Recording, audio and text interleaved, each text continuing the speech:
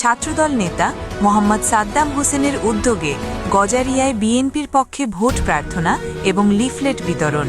News editor তৌহিদ হাসানের তথ্য এবং শাকিল আহমেদের ভিডিওতে থাকছে বিস্তারিত।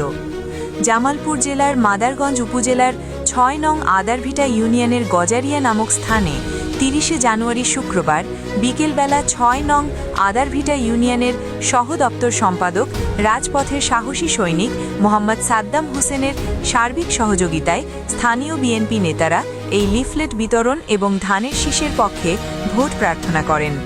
এ সময় উপস্থিত ছিলেন ২ নং ওয়ার্ড বিএনপি নেতা নুরুল ইসলাম মাস্টার, মোহাম্মদ সুলতান উদ্দিন, মোহাম্মদ আনসার, আলতাফুর রহমান, মোহাম্মদ তারা সহ আরও অনেকেই।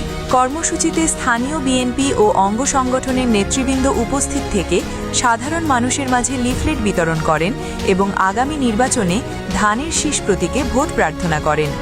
এ সময় রাজপথের সাহসী সৈনিক হিসেবে পরিচিত নেতা মোহাম্মদ সাদ্দাম হোসেন বলেন, দেশনায়ক তারেক রহমানের নির্দেশে আমরা তৃণমূল পর্যায়ে সাধারণ মানুষের কাছে যাচ্ছি।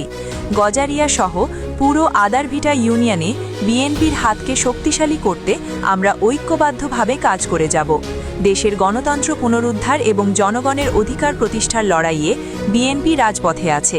উন্নয়নের ধারা অব্যাহত রাখতে এবং সাধারণ মানুষের মুক্তি নিশ্চিত করতে ধানের শীষের বিকল্প নেই। অনুষ্ঠানে স্থানীয় বিএনপি ও সহযোগী সংগঠনের বিপুল সংখ্যক নেতাকর্মী এবং সাধারণ সমর্থকরা অংশ নেন। প্রচারণাকালে